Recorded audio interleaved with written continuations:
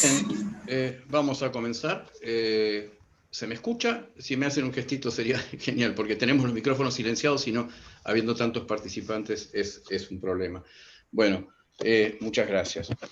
Entonces, siendo las 17:01 y mientras siguen agregándose los asistentes inscriptos, vamos a dar comienzo a este evento organizado por la Embajada de Grecia en Argentina y la Cátedra Libre de Estudios Griegos, Bizantinos y Neohelénicos de la Universidad de Buenos Aires, en ocasión del Día Mundial de la Lengua Griega, que el gobierno de la República Helénica decretó en 2017 y que hoy conmemoramos con la disertación a mi cargo, 3 milenios de letras griegas, la trascendencia de una lengua, con lecturas de textos griegos a cargo de la embajadora de Grecia en Argentina, la doctora Elizabeth Fotiadou, a quien cedo la palabra para darles la bienvenida. Doctora Fotiadou.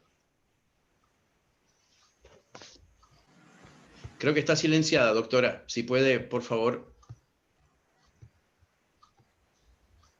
A ver, ese. Buenas tardes a todas y a todos. Es un placer de estar con ustedes para celebrar el Día Mundial de la Lengua Griega, que concurre con el fallecimiento de nuestro poeta nacional, Dionisio Solomos.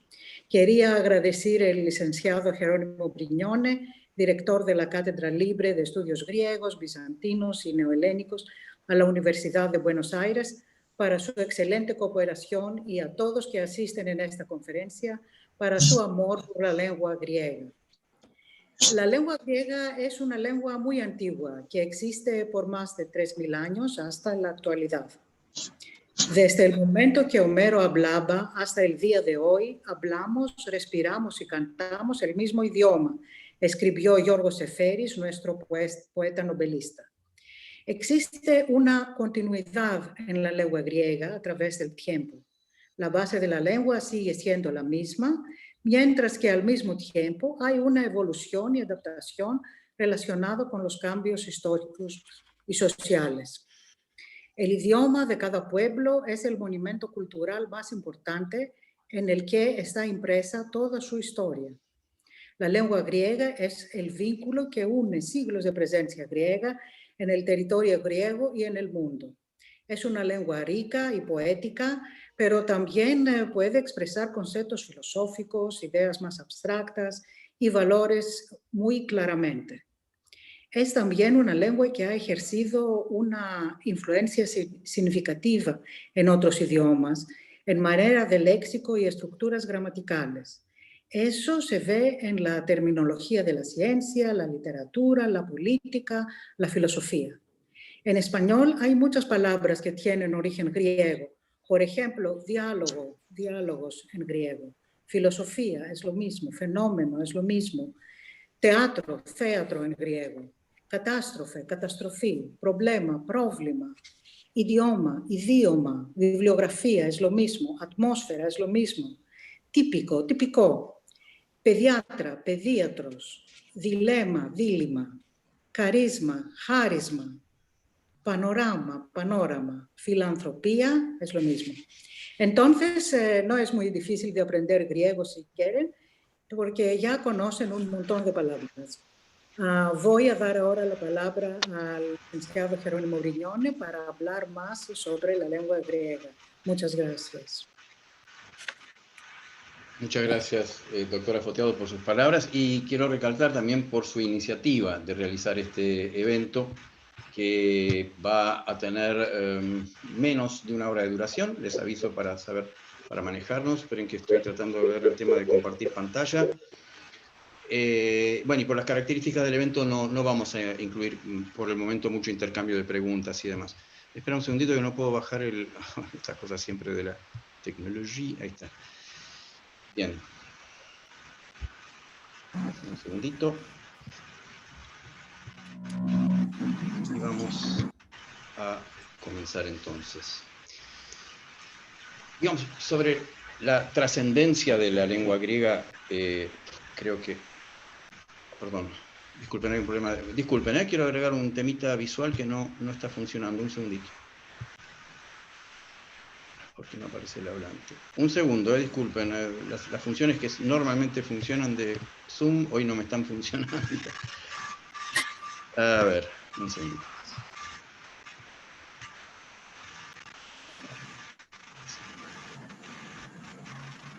¿Me escuchan, no? Perdón. Sí. Escuchamos, sí. Sí, bravo.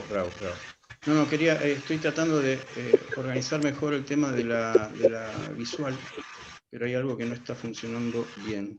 Les pido que me tengan un segundito de paciencia. Compartir sonido, utilizar. Bueno, nada, vamos a dejar.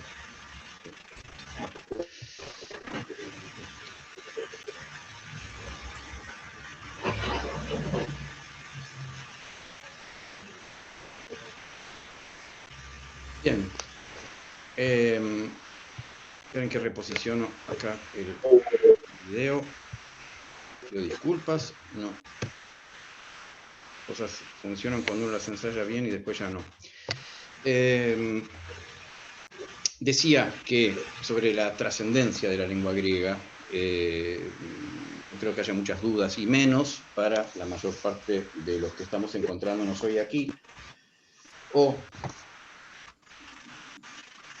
nos dedicamos a distintos aspectos del helenismo de ayer y de hoy, o tenemos ascendencia griega, muchos apellidos de los aquí presentes lo testimonian, o sentimos una simpatía, una hermandad, una atracción hacia lo griego, que en muchos se parece al amor, y recibe el nombre de filohelenismo, un concepto muy abarcativo y de bordes difusos.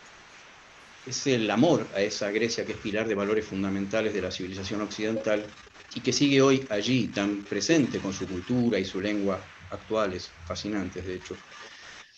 Y pese entonces a que muchos no albergamos dudas sobre la trascendencia de esa lengua y sus letras, creo que estamos aquí reunidos por algo que va más allá del placer, digamos, de la temática que nos puede producir, o del encuentro, ¿no? Incluso, sino con algo que tiene que ver con el orden del propósito, de darle el lugar de importancia que le corresponde a aquellas cosas más básicas, positivas, que nos sustentan y que a veces quedan difuminadas por su naturalización, digamos, las damos por hecho, ¿no? Y esto es lo que ha concebido el gobierno de Grecia al instituir en 2017 este Día Mundial de la Lengua Griega, para recordarnos a nosotros mismos lo básico, ¿sí? Las muchas maravillas y riquezas que nos nutren y sostienen. Ahora, ¿por qué el 9 de febrero? Porque es el día en que murió, en 1857, el poeta nacional Dionisio Solomos, el autor del famoso Himno a la Libertad, que escribió cuando tenía 25 años, inspirado en las guerras de independencia de Grecia respecto del dominio otomano en 1821, y de las que la tradición dice que él escuchaba los cañonazos desde su isla natal de Zakynthos, en el mar Jónico. Revolución de la que de este año se conmemora el bicentenario en Grecia y en todo el mundo, y desde luego en la Argentina, con muchas actividades que muy pronto van a ser anunciadas y difundidas por la embajada, colectividades y las asociaciones culturales helénicas locales. Las dos primeras estrofas del himno de Solomos fueron puestas en música décadas después por Nikolaos Manzaros, que es el primer compositor de ópera de Grecia, y en 1865 se convirtió en el actual himno nacional de la República Helénica, y que en su referencia a la libertad y a la fraternidad nos recuerda su valor universal, cuando, por ejemplo, se lo toca en todas las ceremonias de cierre de los Juegos Olímpicos en honor a su lugar de nacimiento, ¿no? De los Juegos Olímpicos me refiero, y estos juegos desde su origen simbolizan algo muy importante en términos de convivencia civilizada, ¿no? Y esto creo que es muy interesante desde el punto de vista de lo que significa este himno, que no es solamente un himno nacional de un Estado moderno, ¿no? Pero bueno, no es casual que Solomos, el autor del himno griego, haya sido una figura clave en la preservación de la tradición poética y que haya así contribuido también al uso del griego moderno. Como su formación adolescente y universitaria fue en Italia, no estuvo influenciado por la tradición académica griega que dejaba a un margen, digamos, la lengua popular del habla cotidiana, de manera que, queriendo escribir en su lengua madre de Zakynthos, y según las tendencias románticas del momento que valoraban las lenguas vernáculas como vehículo de construcción identitaria para los nuevos estados nacionales emergentes, y no teniendo modelos precedentes en griego coloquial, tomó el mayor contacto posible con canciones populares y narrativas orales, que aparece muy bellamente expresado en la película de 1998 de Theo Angelopoulos, La eternidad y un día, en donde este poeta de clase acomodada, que es Solomós, va recorriendo pueblitos y pagando a cada campesino y campesina una moneda por cada nueva palabra que va incorporando a su léxico, ¿no? Una moneda a cambio. La influencia de esta recuperación de la lengua escrita del siglo XIX es innegable, la de Solomós, digo puntualmente, y sustenta el espíritu de esa frase que se le atribuye y que es el lema de Cariati, de una de las asociaciones culturales de Argentina. Κλείσε μέσα στην ψυχή σου την Ελλάδα και θα αισθανθείς μέσα σου να λαχταρίζει κάθε είδος μεγαλείου. Guarda a Grecia en tu corazón, en tu alma, perdón, y sentirás dentro de ti el anhelo de todo tipo de grandezas. La convocatoria de hoy no apunta tanto a evocar la memoria de Solomós como a la de aquella lengua siempre viva de la cual se lo eligió como símbolo para este día. Uno conmemora, estamos teniendo, disculpen, un problema de retorno. Si alguien tuviera, yo estoy tratando de silenciar todos los micrófonos, pero algo no me lo permite en el sistema o estoy cometiendo algo que no corresponde. Si pudieran al menos bajar un poco el volumen, o mejor dicho, cerrar los micrófonos quienes no debieran tenerlo abierto. Estamos intentando que esté solamente activado el micrófono de la doctora Futiado y el mío, ¿sí? Los dos que vamos durante este primer rato a hablar. Eso, fantástico, gracias. Decía que, más allá de todo esto dicho de Solomós, la convocatoria de hoy no apunta tanto a evocar su memoria como a la de aquella lengua siempre viva de la cual se lo eligió como símbolo para ese día. Uno conmemora, con todo derecho, los valores positivos de algo que ya no está, pero que sigue vigente, al menos en cuanto a los valores.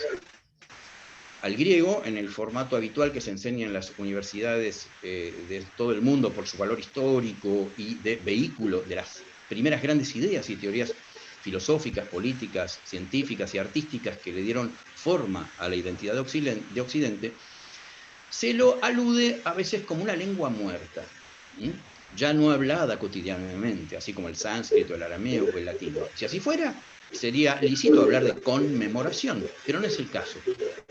Hoy queremos celebrar la continuidad absolutamente ininterrumpida de esta lengua maravillosa que ha mantenido más de 3.500 años de continuidad sin ningún tipo de interrupciones y que en ese sentido solo es comparable con el chino, otra lengua de larga data y fuerte influencia en grandes áreas geográficas. Discúlpeme, como estoy yo al mismo tiempo llevando adelante los controles, tengo que parar un segundo la disertación porque hay todavía algún micrófono abierto que no, y no encuentro por dónde diablos esto se lo... tan desprolijo esto, queda tan feo, pero... Bueno, no tengo cómo... Un segundito.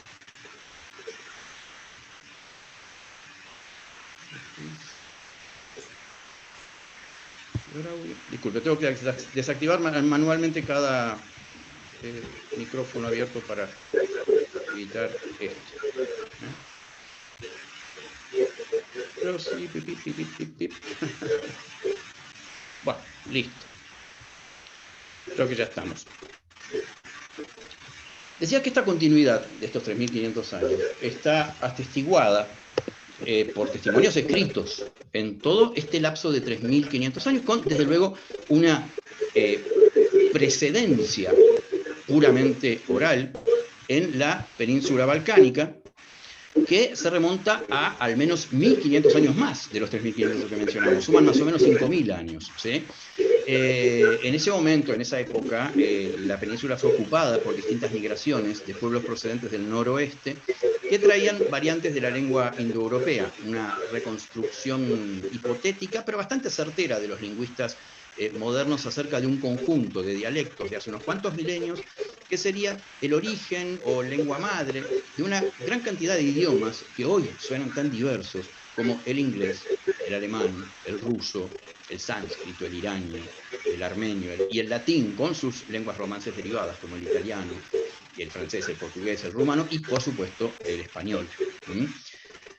De este modo, el 45% de los hablantes de la población mundial actual tiene este pasado común indoeuropeo. En cuanto al caso de los griegos, entre los muchos rasgos de su genio único, se dio el de la invención del alfabeto, tal como lo conocemos hoy, ¿sí? Un artefacto o recurso muy potente en cuanto por primera vez en la historia de la escritura se le daba una expresión gráfica a cada sonido distintivo del habla, ¿sí? A cada fonema. Ya en Creta y otras regiones de la civilización micénica se habían usado antes, entre los siglos XVI y XII a.C., un tipo de escritura que daba cuenta de sílabas, era un alfabeto silábico, si lo fuese llamar así, del mismo modo que lo hace el sánscrito, por ejemplo. Pero en el siglo IX u VIII, más o menos alrededor de Cristo, antes de Cristo, los griegos adoptaron un protoalfabeto fenicio con el que se escribían las lenguas semíticas, como el hebreo o el arameo, y que solo representaban los consonantes, que es donde en estas lenguas está dado el valor semántico de significado, digamos, de las palabras. Pero como las lenguas indoeuropeas y el griego en particular de entonces tenían una gran riqueza vocálica que marcaba diferencias de significados, porque no es lo mismo decir mesa que masa, o misa, o musa, y acá está cambiando solo una vocal, que era lo que no marcaba los alfabetos semíticos. Entonces, los griegos usaron algunas de las grafías semíticas que no estaban en su sistema fonético para representar las vocales e inventaron esta maravilla que muy pronto se propagó y tuvo diversas variantes, hasta que finalmente se impuso en el siglo IV a.C. la jónica, que es la actual, con sus 24 letras de la alfa a la omega, y con la forma que le conocemos, y que influyó fuertemente en otros alfabetos como el latino, y más adelante el armenio, el gótico, y el eslavo, o el cirílico, ¿no? Y que de hecho sigue avanzando hoy mismo. En cuanto cada vez más culturas hoy, por distintos motivos, van adoptando el alfabeto, este invento griego como vehículo más eficaz de escritura. Y para muchos de nosotros una de las cosas más interesantes o provocadoras del alfabeto griego en términos culturales es que, a diferencia de las grandes culturas imperiales de Egipto, Cercano Oriente y Oriente Medio, ¿sí? La escritura entre los griegos tiene su primer gran testimonio extenso y eventualmente estatal, ¿sí? De obras de arte literarias. La Ilíada y la Odisea, largos poemas épicos atribuidos a Homero y que eran la base de la educación, de hecho, de los helenos. En esas otras culturas imperiales que mencioné antes, la escritura era básicamente un instrumento del Estado para contabilizar bienes, ganado, vasijas de granos, de aceite, esclavos. Se la usaba también para plasmar fórmulas religiosas y asentar decretos, leyes u otros actos de gobierno que tuvieran un valor histórico. Aquí, en cambio, tenemos arte. Un arte que no es estricta o puramente, en todo caso, religioso, una práctica autonomizada con foco en lo estético y que sería el vehículo, luego, de otras prácticas autonomizadas, de otras formas autonomizadas del pensamiento teórico, como por ejemplo el filosófico y la especulación de teoría política y por supuesto científica. ¿Sí? A ver, esperen que tengo que... No logro silenciar, discúlpenme. Un segundito, ¿eh? Un segundito que ahora les mando por listo para esto.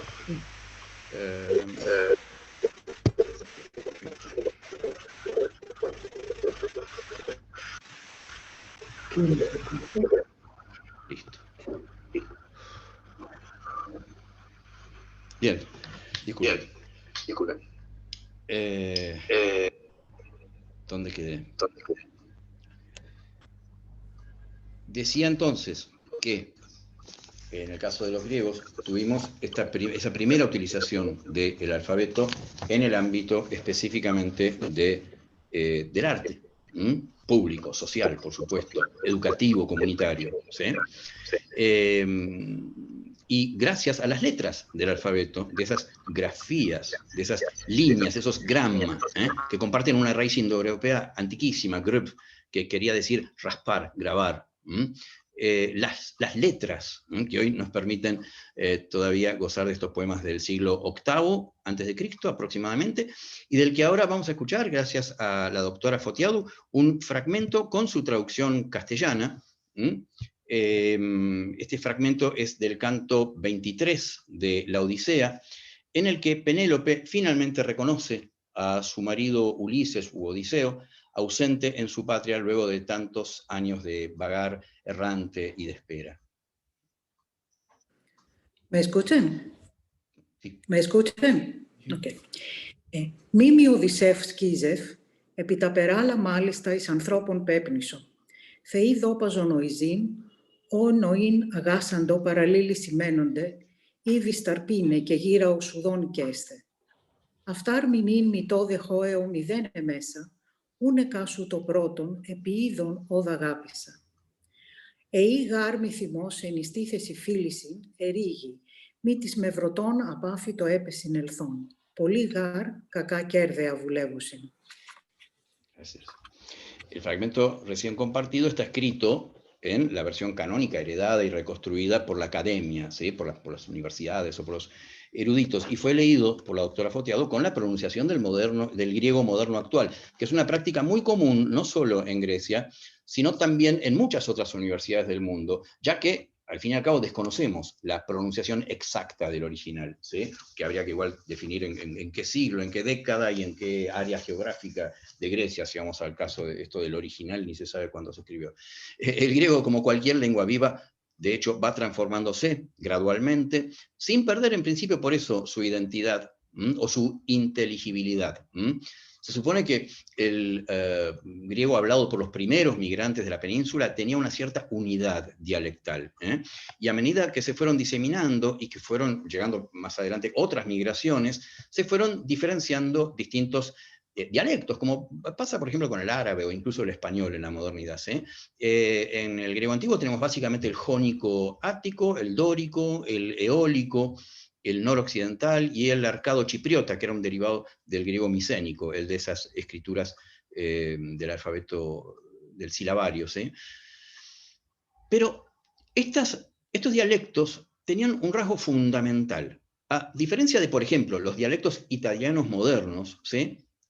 Los dialectos griegos de esa época eran mutuamente inteligibles, es decir, unos podían entenderse a los otros. Había una conciencia lingüística, pese a la diferencia, de una unidad, de que, eso era griego. ¿Sí? Los intercambios comerciales y políticos propiciaban una contaminación mutua también dentro de los dialectos, que era de hecho más incluyente, digamos, de características de los otros que defensiva en cuanto a afirmar una identidad. ¿Sí? Y esto le agregaba a la lengua una gran riqueza de formas que encontramos todavía hoy en el griego, que es un rasgo bastante también particular del griego moderno, que es la variedad, lo que se llama en lingüística la variación libre, ¿sí? La libertad que tiene el hablante para poder usar distintas formas en el sentido morfológico de una misma pieza, de una misma palabra, además de, por supuesto, sinónimos, ¿no? Pero me refiero, o de una forma de conjugar. ¿Sí? Los poemas de Homero mismo, que circulaban por toda Grecia, estaban escritos también en un dialecto propio, que es llamado dialecto homérico, que era un dialecto o épico, ¿sí? Que tenía muchas formas arcaicas, que de hecho todos comprendían. ¿Sí? Una convivencia de dialectos que se daba también en la tragedia. Ese otro gran monumento artístico legado por los griegos, donde los coros, por ejemplo, tendían a tener una cierta base de dialecto dórico, y los diálogos y parlamentos se daban en el dialecto ático, que era el de los espectadores, ¿no? En la tragedia ateniense, con ciertos, de hecho, elementos jónicos. ¿Sí?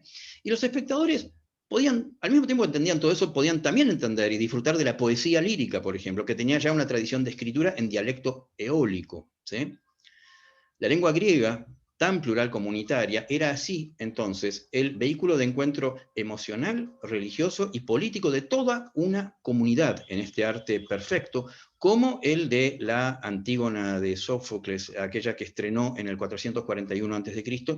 y que ahora nos va a hacer escuchar la doctora Fotiadu, en donde la joven protagonista, Antígona, enfrenta el despotismo de su tío en defensa de las leyes de los dioses, sabiendo que le va a costar la vida.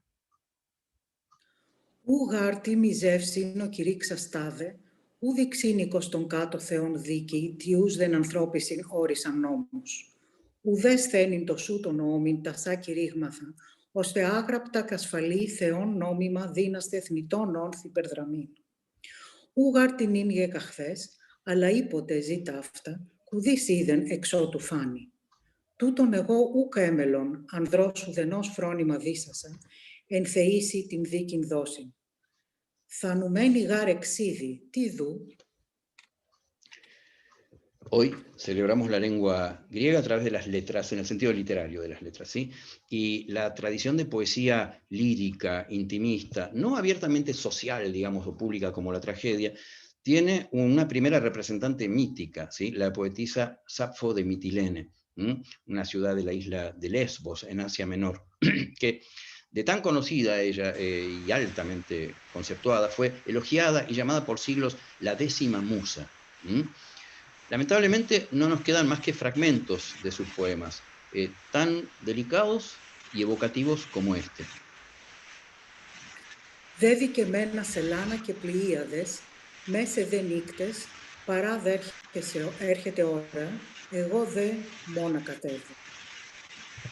O también uno famoso en el que describe, entre el siglo VII y VI, estamos hablando antes de Cristo, la subjetividad física de los celos.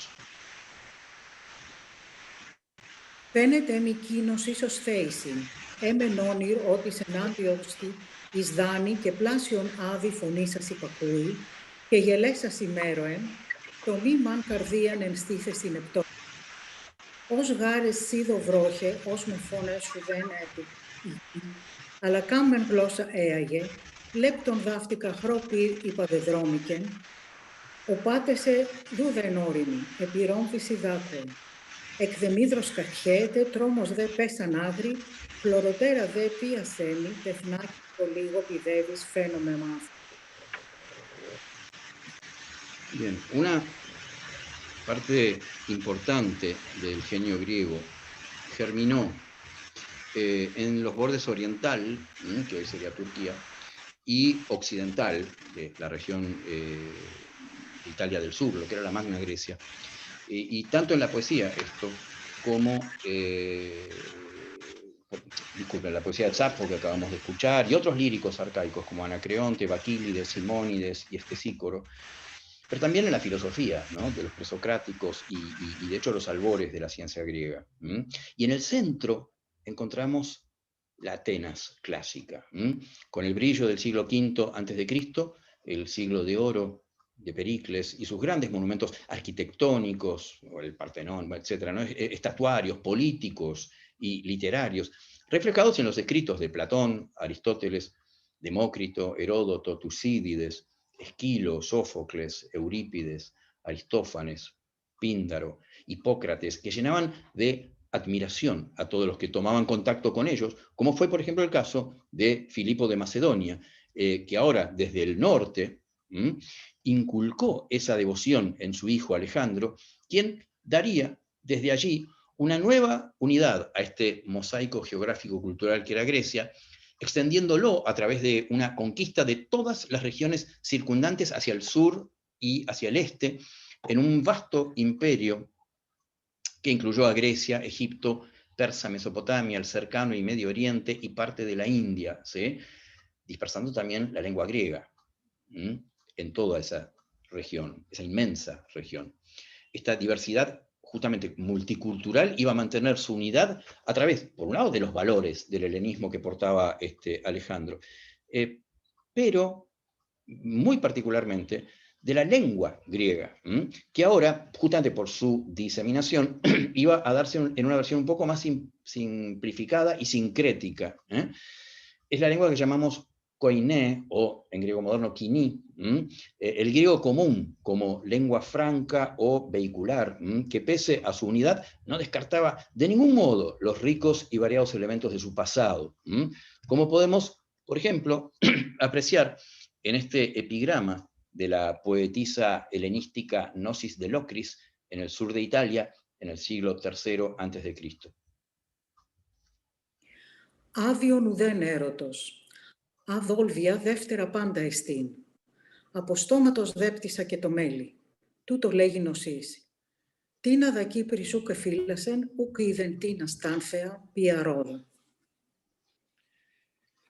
El griego común del imperio de Alejandro Magno y sus sucesores, los diádocos, convivió durante siglos con las culturas y lenguas de las regiones conquistadas. Aunque se enriqueció con ellas, mantuvo sus rasgos distintivos el griego y agregó también la reflexión gramatical sobre la propia lengua, ¿sí? El estudio sistemático de los escritos acumulados en las bibliotecas, sobre todo la de Alejandría, ¿sí? De la mano de los filólogos. Cuando la conquista de los romanos en el siglo I a.C. terminó con las luchas entre los diádocos, trayendo una nueva unidad política, en este caso, la lengua griega siguió siendo lengua común, de prestigio, de cultura, de ciencia y de literatura, además de comunicación en general internacional. Y con la helenización de la diáspora judía y el surgimiento del cristianismo y su posterior hegemonía como religión del imperio, el griego fue la lengua eclesiástica, la lengua de los evangelios, como religión del imperio, ¿sí? De los padres de la iglesia y del imperio romano de Oriente, de Bizancio, con centro en Constantinopla, en donde sostuvo más de 1000 años de continuidad y esplendor cultural.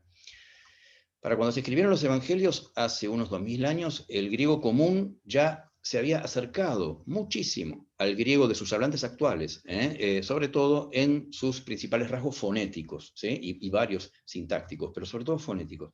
Y lo podemos apreciar, por ejemplo, en este himno religioso compuesto en el siglo IX por la poetisa Santa Casia, o Cassiani, dedicado a María Magdalena.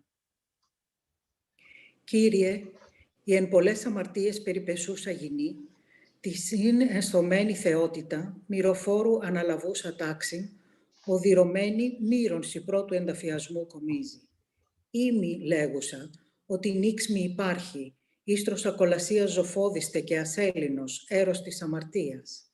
Δέξε μου τα σπηγάς των δακρύων, ο νεφέλης διεξάγων της θαλάσσης στο είδο.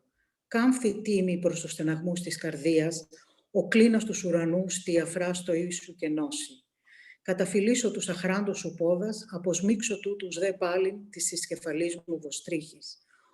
Ον εν τόη παραδείσοη, έβα το δειλινόν, κρότον τη σωσήν ηχηθήσα το φόβο η εκρύβη. Αμαρτιών μου τα πλήθη και κρυμάτων σου αβύσους, τι σε ξεχνιάσει, ψυχοσώστα σωτήρ μου.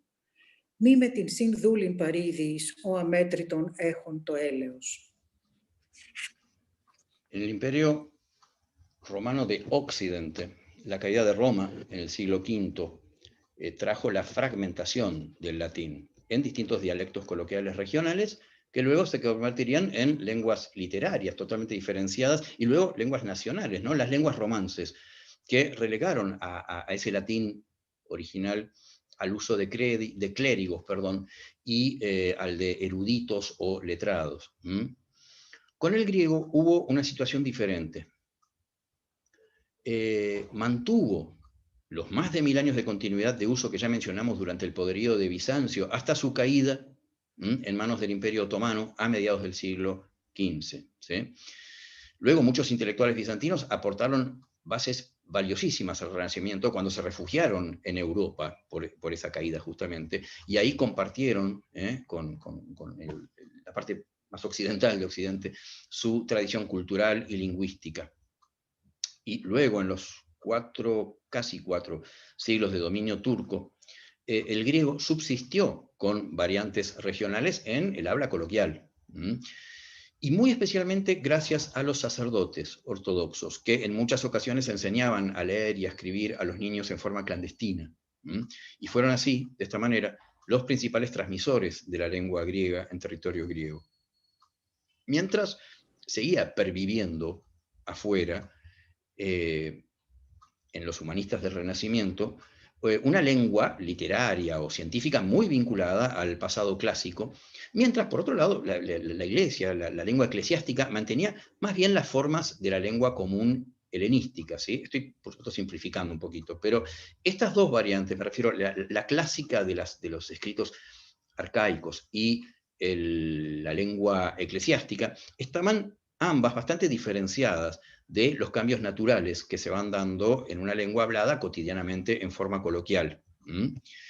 La convivencia de dos variantes idiomáticas, generalmente una más prestigiosa y usada en contextos, digamos así, elevados o formales, como lenguaje de gobierno, administrativo, literario o científico, y otra más popular, informal, usada en los intercambios personales y domésticos, digamos, de la calle.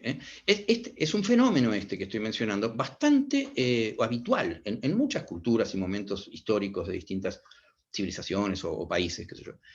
Este fenómeno se llama diglosia, que en griego se cambia, el acento original es diglosía.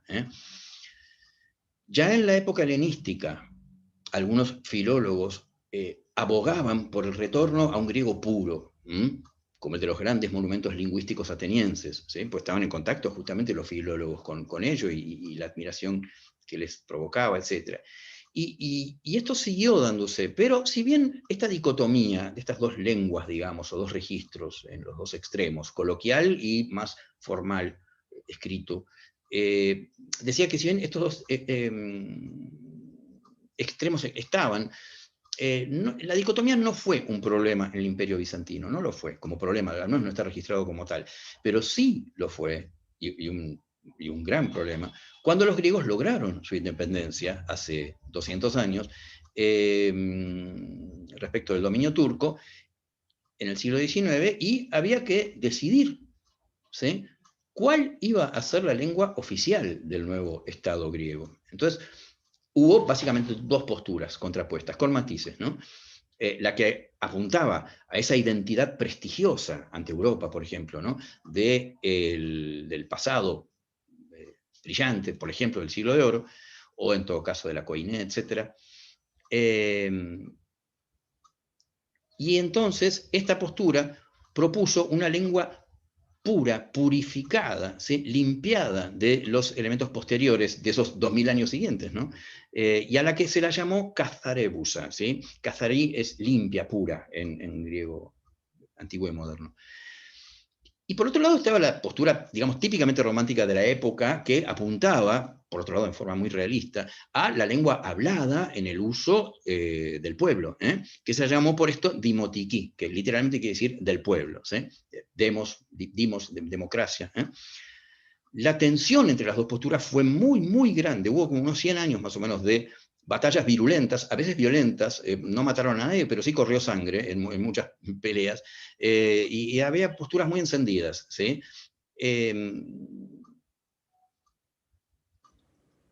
Por ejemplo, nada, disculpen, se me fue la cabeza. Quería decir que en un principio y al principio ganaron más bien, al menos en lo que era la lengua de Estado, los defensores de la Kazarebusa, ¿sí? Con matices, insisto, y con altibajos, etc. Pero en principio estuvo Kazarebusa como lengua oficial del Estado griego y que tenía que ver con todos los ámbitos escritos, públicos, y entonces los habitantes de Grecia realmente eran bilingües de alguna manera. O sea, a los niños se los enseñaba desde muy chiquitos, en distintos momentos, a distintas edades, fue cambiando la cosa, pero en líneas generales me refiero.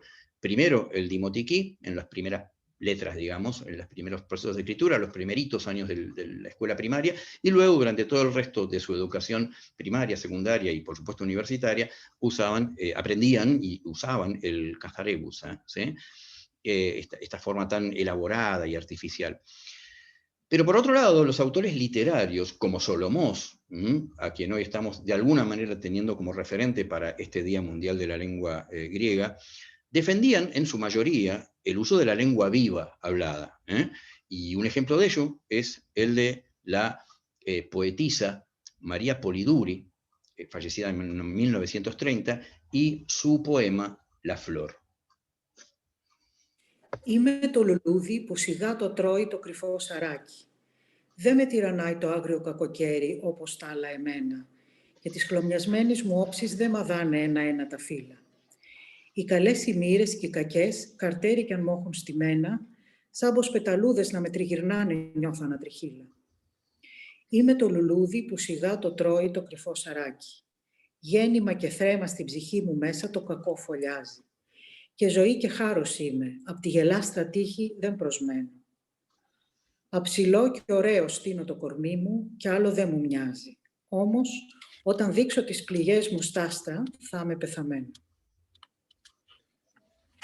La llamada así cuestión de la lengua, o glosicóstima, de la diglosia, fue formalmente resuelta en 1976, cuando el gobierno democrático que sucedió a una dictadura militar muy cruenta y conservadora que había impuesto antes nuevamente la cazarebusa, fijó por decreto como oficial la lengua popular o dimotiquí.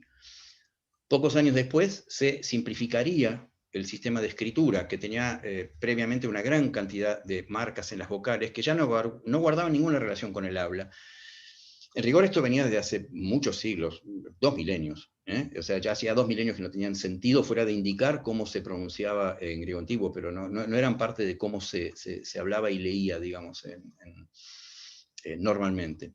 Entonces, bueno, con esta erradicación, digamos, de todos estos espíritus, acentos, etcétera, quedando solamente el acento tónico, como lo pueden ver ahí en los dos textos del principio del Evangelio de Juan, las dos formas, disculpen, del Evangelio de Juan, lo que se ganó, digamos, en facilidad de aprendizaje para los niños, sobre todo, de alguna manera se perdió, según algunos, en la continuidad identitaria de la tradición, pero obviamente sigue siendo griego. Lo importante es que para entonces, y todavía hoy, no se puede hablar de una división tajante del griego demótico hablado, el dimotiquí, y el griego más formal, clasicista, el cazarebusa, ¿no? Que fue usual en los medios de comunicación y oficiales, porque la sufrida, se lo podría llamar así, durante décadas convivencia de ambos, fue un factor que enriqueció a los hablantes del griego actual, que en su habla, en su uso, tienen un griego que es tan unitario y común como el de la Koiné de hace 2000 años, aunque mucho más incluyente todavía, de múltiples variantes dialectales e históricas, léxicas, morfológicas y sintácticas, de registro, digamos, y tradiciones diversas que confluyen dentro de la lengua griega, ¿no? Y que hacen del griego moderno una lengua riquísima y multiforme, que ofrece muchas alternativas expresivas al usuario para dar forma a lo que quiere comunicar. El mantener el sistema de casos de las lenguas indoeuropeas, es decir, la variación de la forma de los sustantivos, adjetivos, artículos y pronombres según la función gramatical que cumplen en la frase, le permite al griego una precisión conceptual similar a la que se le adjudica, por ejemplo, comúnmente al alemán, ¿sí? A la hora de hablar de otra lengua de prestigio indoeuropea en donde subsiste el sistema de casos.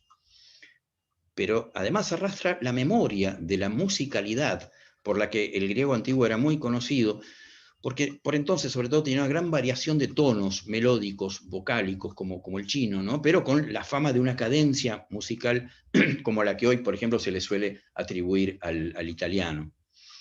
Y todo esto con una antigüedad y continuidad solo igualada por el chino, y la memoria de haber sido lengua franca o vehicular de comunicación internacional y de cultura en Occidente, y segunda lengua, como más adelante luego lo fue también el latín, y luego el francés, y bueno, ahora el inglés, ¿no?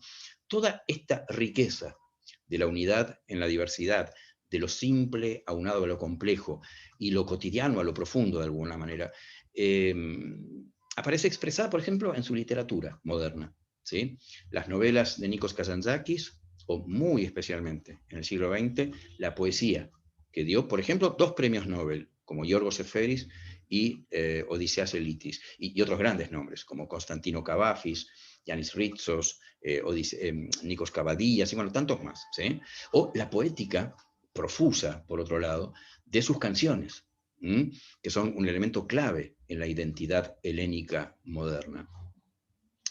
Y también esto se nota mucho, particularmente en la modernidad, a lo largo del siglo XX y cada vez más, en la voz femenina, que desde el caso de esa María Polidori que ya compartimos, ha ido cobrando una presencia cada vez mayor y mayor en la poesía griega, como la entrañable y multipremiada Katerina Angelaki Ruk, fallecida el año pasado, de la que vamos a escuchar su poema de 2011, disculpen, intitulado La anorexia de la existencia. Δεν πεινάω, δεν πονάω, δεν βρωμάω, ίσως κάπου βαθιά να υποφέρω και να μην το ξέρω. Κάνω πως γελάω, δεν επιθυμώ το αδύνατο, ούτε το δυνατό. Τα απαγορευμένα για μένα σώματα δεν μου χορταίνουν τη ματιά. Τον ουρανό καμιά φορά κοιτάω με λαχτάρα, την ώρα που ο ήλιος σβήνει τη λάμψη του και ο γαλανός εραστής παραδίνεται στη γοητεία της νύχτας. Η μόνη μου συμμετοχή στο στροβίλισμα του κόσμου είναι η ανάσα μου που βγαίνει σταθερή. Αλλά νιώθω και μια άλλη παράξενη συμμετοχή. Αγωνία με πιάνει ξαφνικά για τον ανθρώπινο πόνο. Απλώνεται πάνω στη γη σαν τελετουργικό τραπεζομάντιλο που μουσκεμένο στο αίμα σκεπάζει μύθους και θεούς, αιώνια αναγεννιέται και με τη ζωή ταυτίζεται. Ναι, τώρα θέλω να κλάψω, αλλά στέρεψε ως και των δακρύων μου η πηγή. Esta lengua griega única que hoy celebramos subsiste desde hace milenios, ejerciendo una influencia significativa, lingüística y cultural fuera de sus límites geográficos.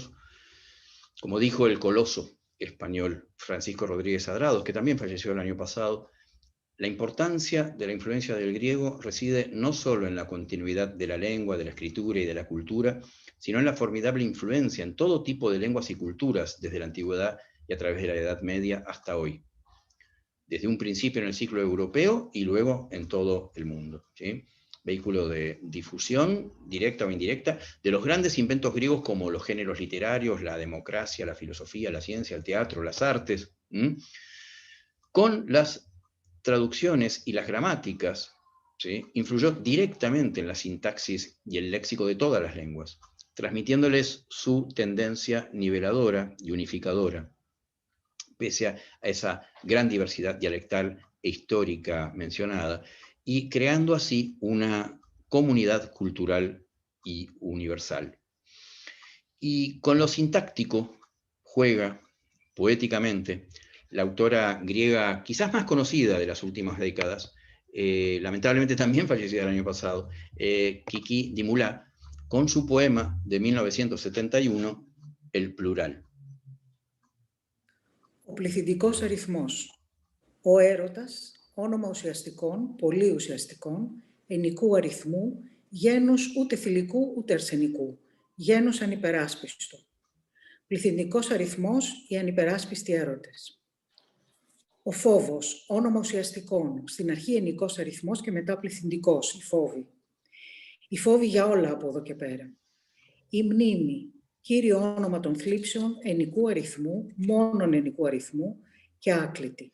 Η μνήμη, η μνήμη, η μνήμη.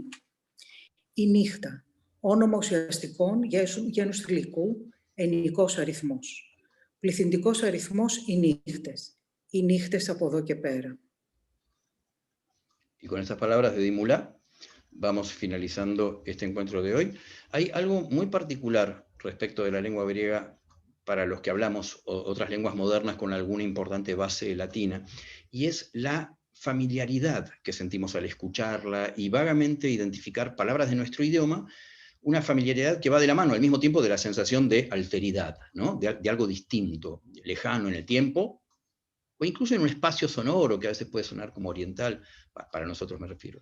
Y esa familiaridad expresiva se da quizás muy especialmente entre los hispanoparlantes rioplatenses, con su fuerte influencia histórica de inmigración italiana, por toda esta cosa mediterránea, supongamos, o quizás también en el hecho de que tanto Atenas como Buenos Aires son dos culturas portuarias, ¿no?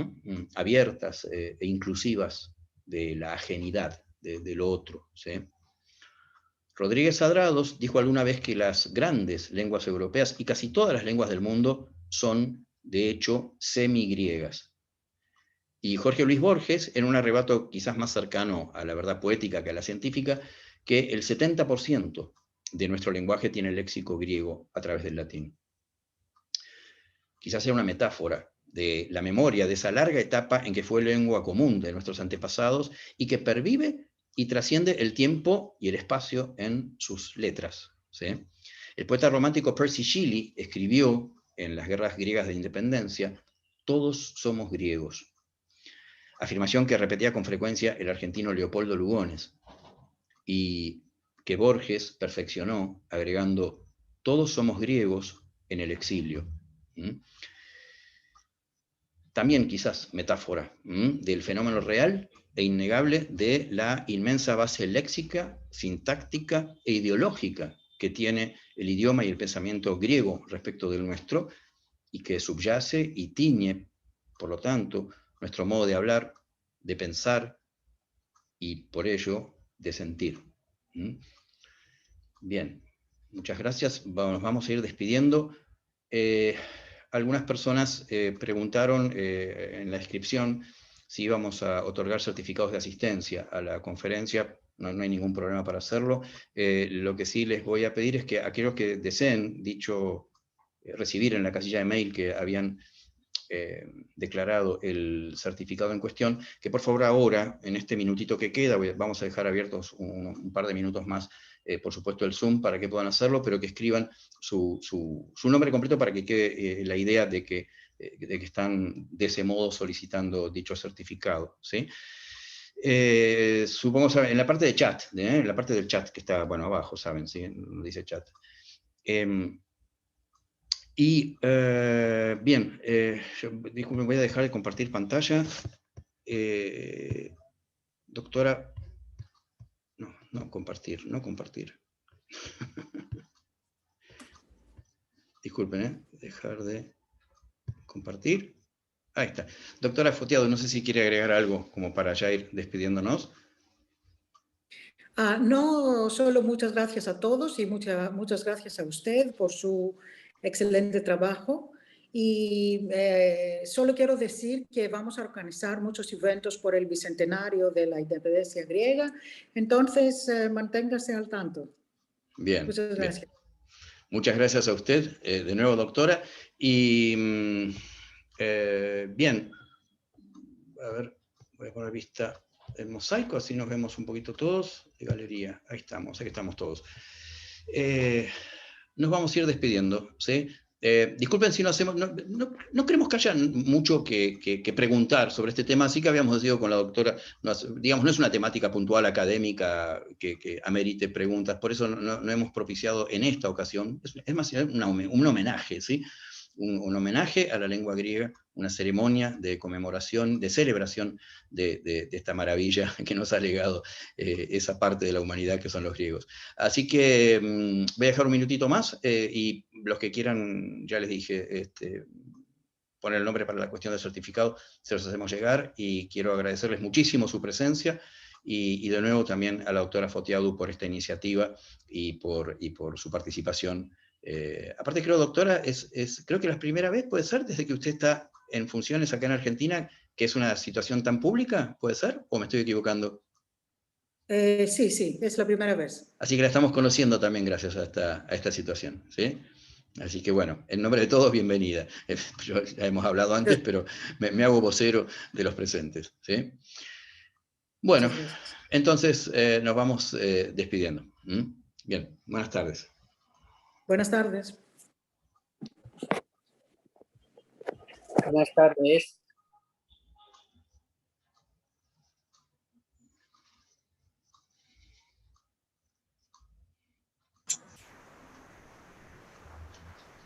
Muchísimas gracias, un placer escucharlos, realmente un placer.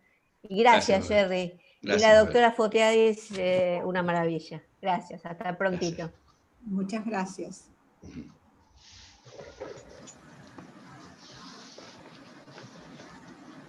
Acá alguien me pregunta si pueden tener la grabación. Sí, va a estar en YouTube esto. Dentro de Eso, sí. Dentro de 2 o 3 días va a estar en YouTube. Así que sí. Sí, estaba contemplado, porque aparte hubo un montón de gente que quedó afuera, o sea, no afuera ahora en la puerta, sino que solicitaron la asistencia y ya se había colmado la capacidad, así que va a estar en YouTube esto entre 2 o 3 días, supongo, quizás antes.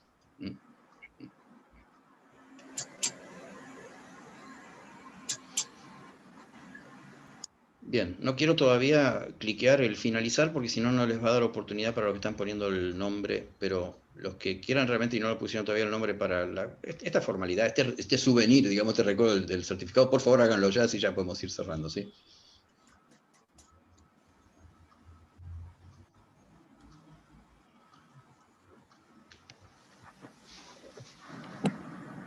Bueno, yo me voy despidiendo de la camarita.